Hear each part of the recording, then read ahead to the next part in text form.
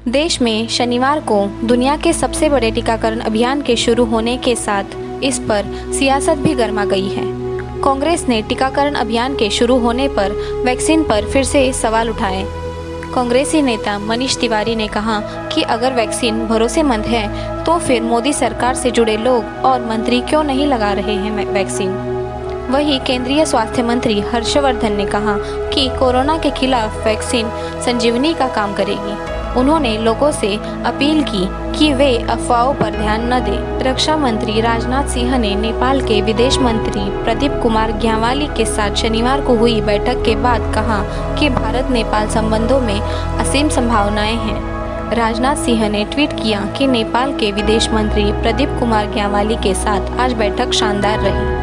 नेपाल के साथ भारत के संबंध दोनों देशों की सरकारों तक सीमित नहीं है, बल्कि यह दोनों देशों के लोगों द्वारा संचालित है।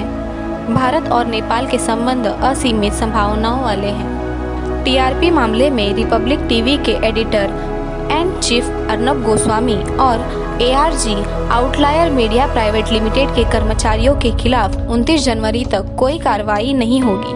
मुंबई पुलिस ने शुक्रवार को बॉम्बे हाई कोर्ट को यह जानकारी दी। आज से देश में कोरोना के टीकाकरण का सबसे बड़ा अभियान शुरू हो गया है। वहीं कोरोना की एक और वैक्सीन बना रही कंपनी डॉक्टर रेड्डी लेबोरेटरीज को स्पुतनिक वी के तीसरे चरण के परीक्षण की मंजूरी मिल गई है। स्पुतनिक वी रूस द्वारा विकसित की जाने वाली कोरोना वैक्सीन है।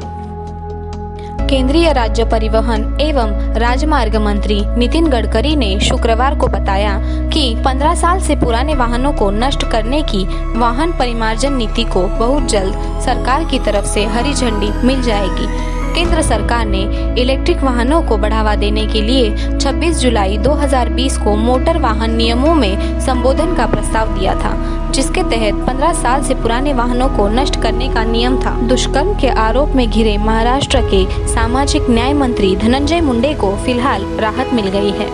एनसीपी सुप्रीमो शरद पवार ने शुक्रवार को यू टर्न लेते हुए कहा कि फिलहाल तत्काल इस्तीफे की आवश्यकता नहीं है, क्योंकि कल की बात अलग थी, आज की तस्वीर अलग है। वहीं धनंजय मुंडे को लेकर एनसीपी भी दो हिस्सों में बंट गई है। धनंजय मुंडे के इस्तीफे का विरोध करने वाला गुट भारी पड़ गया। माना जा रहा है कि इस वजह से शरद पवार को नरम रुख अपनाना पड़ा। केंद्रीय गृह मंत्री अमित शाह आज यानी शनिवार को 2 दिवसीय कर्नाटक दौरे पर पहुंचे।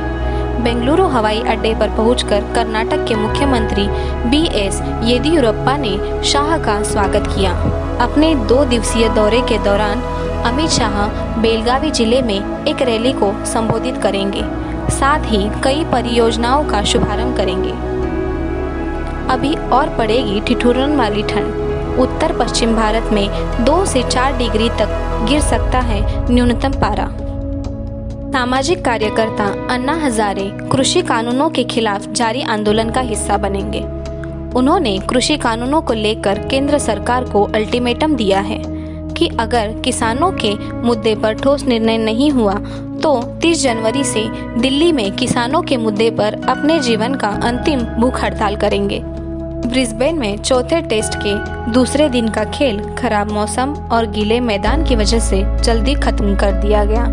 चायकाल से ठीक पहले उमड़ आए काले बादलों के कारण भयंकर बारिश हुई, जिसके बाद स्टंप्स की घोषणा कर दी गई। स्टंप्स तक भारत ने 26 ओवर में 2 विकेट खोकर 62 रन बनाए। ऑस्ट्रेलिया की पहली पारी के आधार पर टीम इंडिया अब भी 302 रन पीछे है। अपनी नई सेवा शर्तों को लेकर पूरी दुनिया में किरकिरी होने के बाद व्हाट्सएप ने यूजर्स के हित में बड़ा फैसला लिया है। व्हाट्सएप ने अपनी नई सेवा शर्तों को स्वीकार करने की अवधि को अगले 3 महीने के लिए टाल दिया है। ऐसे में जिन लोगों ने व्हाट्सएप की नई शर्तों को स्वीकार नहीं किया है, उनके अकाउंट 8 फरवरी को डिलीट नहीं होंगे। सीधे शब्दों में कहें तो 8 फरवरी के बाद अगले 3 महीने तक आपका व्हाट्सएप अकाउंट डिलीट नहीं होगा।